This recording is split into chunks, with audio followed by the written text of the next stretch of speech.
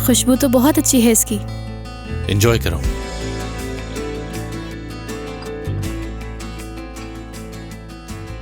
तुमने पूरी बात नहीं सुनी थी मेरी। मुझे पूरा यकीन है कि तुम यिल्दिरिम साहब वाले मामले में मेरी मदद कर सकती हो। क्या हमेशा काम की ही बात करोगे मुझसे? कल हमारी पहली मुलाकात थी, कल रात दोबारा हमारी बात हुई। असल बात तो बताई नहीं थी मैंने। तुम्हारे काम का तरीका अलग है, पसंद आया। इसके अलावा ये मैं तुम्हारी मदद करूंगी, लेकिन ये वादा मैं बिल्कुल भी नहीं कर सकती कि मैं अपने बाबा को माफ करूंगी। मैं सिर्फ तुम्हारे साथ उनके पास जाऊंगी। मंजूर है तो बताओ। कुछ अंदाजा है कि तुम अपने बाबा से क्या पूछोगी? बस 2 बातें, 2 से ज्यादा भी हो सकती हैं, मगर मुझे लगता नहीं कि वो मानेंगे। ये मत सोचो तुम। ये बताओ मुझसे क्या चाहती हो? तुम्हें बस ये करना है कि तुम्हें मेरी बातें माननी है। आसान तो नहीं है, लेकिन मजा जरूर आएगा। कुछ पाने के लिए कुछ खोना तो पड़ता है, और इसके लिए तुम मुझसे कोई सवाल नहीं करोगे, और ये सब हम दोनों के दरमियान बस एक राज रहेगा। क्या ख्याल है इस डील के बारे में? Deal done.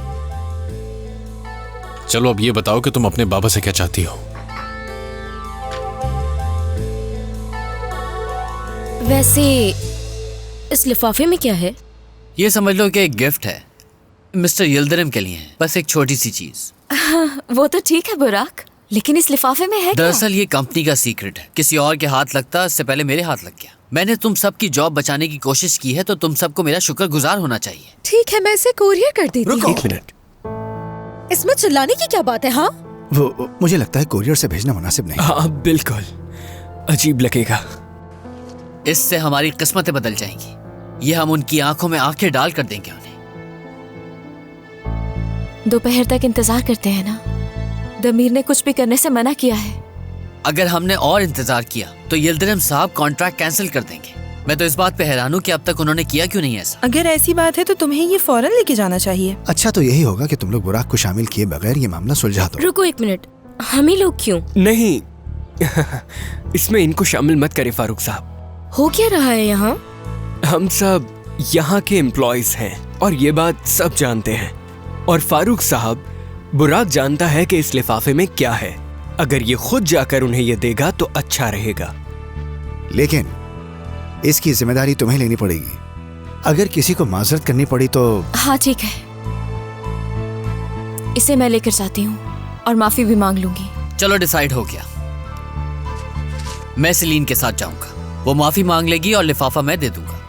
मगर बुराक। बाद में फारूक। उम्मीद है सब समझ गए हो। जी ठीक है बुराक साहब। चलो। एक ऑर्फनेज, स्पोर्ट्स और आर्ट सेंटर बच्चों के लिए, गरीब औरतों के लिए एक शेल्टर, और साथ साथ एक रिफ्यूजी सेंटर। तो तुम ये चाहती हो कि यिल्दिरिम साहब की कंपनी ये सब कुछ बनाए, ये सब? और इसके लिए उन्हें 1 साल तक फंड भी देना होगा। चलो ठीक है, ये लिख लेता हूं। और वो इनको लेके अपने ज़ाती मफाद के लिए इस्तेमाल नहीं करेंगे। फलाही इदारों का सबसे बड़ा दारोमदार इज्जत और नाम पे होता है। अगर तुम उन्हें ये करने से रोकोगी उन्हें तो ये सब कुछ मेरे लिए करना होगा, अपनी इज्जत बनाने के लिए नहीं। अगर ये सब कुछ वो अपनी और अपनी कंपनी की इज्जत के लिए करना चाहते हैं तो फिर इस तरह से ये मसला बिल्कुल हल नहीं हो सकता।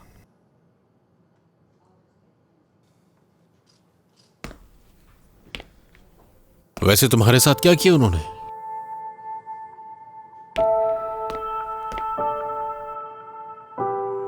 कोई था,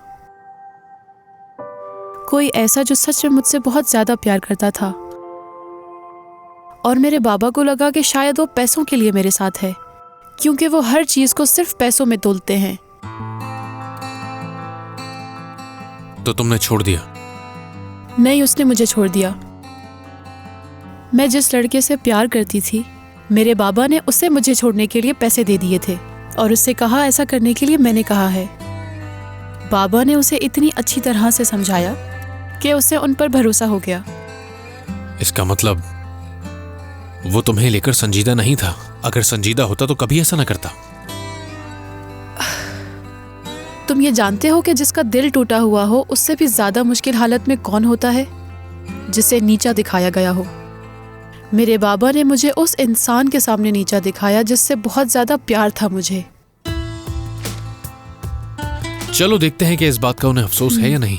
वो भी तुम्हारे पब्लिसिटी बैन करने के फैसले के बाद।